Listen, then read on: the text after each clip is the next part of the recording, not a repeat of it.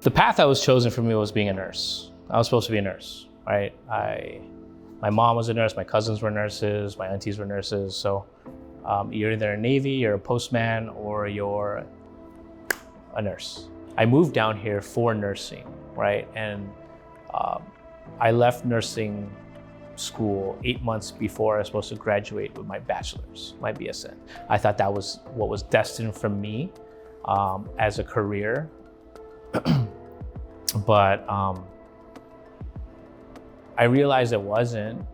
So it was truly my wife. I think that she kind of allowed me to make that decision on my own, and it wasn't based off like a monetary decision, a financial decision. It was like, what the fuck do you want to do with your life? What do you like to do? What do you enjoy doing? Do that thing. When I first moved here, I worked at Dave & Buster's, right? And I worked the door, but I also worked in the kitchen, right? I wanted to, because I love that environment, because it just felt more at home. Like being in a hospital, working bedside with people was very important, but it wasn't home for me, and it didn't feel like soul satisfying for me, right? As a kitchen does. But maybe if I didn't go through that, I probably wouldn't have figured it out either. So my mom was the rock. She was the support system when she could, and she was an amazing home cook. My mom is the one that kind of led me through that direction, and also not only led me and taught me and mentored me on how to do things and how to move in a kitchen.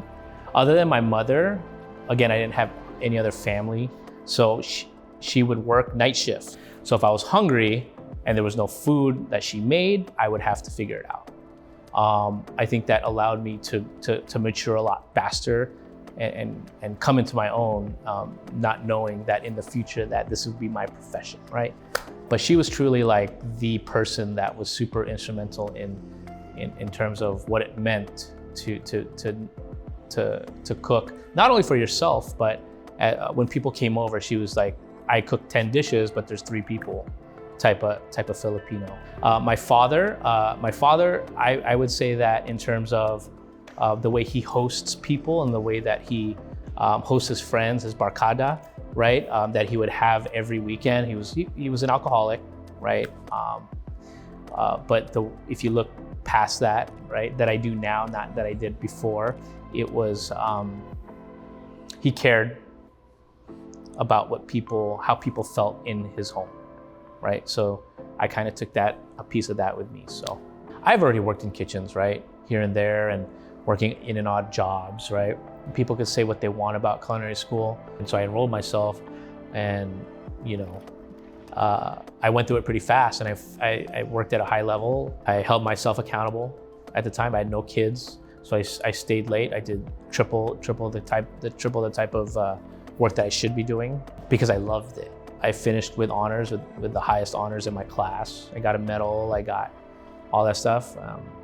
You make it what you want it to be. When I got out of culinary school, I wanted to be as the best as I could be, right? So I wanted to challenge myself. So not just here locally, but I wanted to travel. So I worked and I traveled, I applied everywhere. You knock on doors, that's what you did before.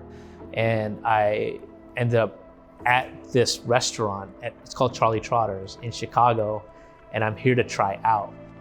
It's a 2-day tryout. I'm getting my ass kicked. I'm getting yelled at. I'm getting screamed at. They're sticking me on coppers, meaning I'm scrubbing coppers all night. I call my wife and I'm like, I don't know if I think I'm coming home. At the end of the night, Chef Matt, he's like, so what do you gotta do? And I was like, I'm all ready to go. Like, I don't even have a locker. I don't have anything, right? Like, I'm not.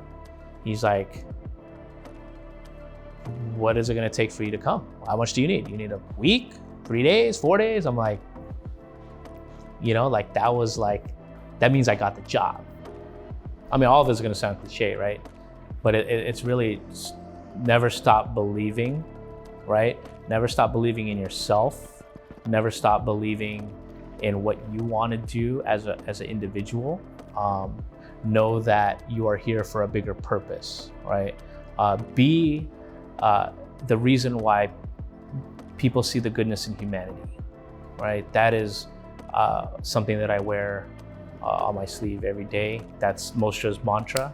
As it ties into mentorship and as it ties into our future generations, I think that it's extremely important for us to share knowledge, share our experiences, and guide them, right? And lead them with love and passion and compassion.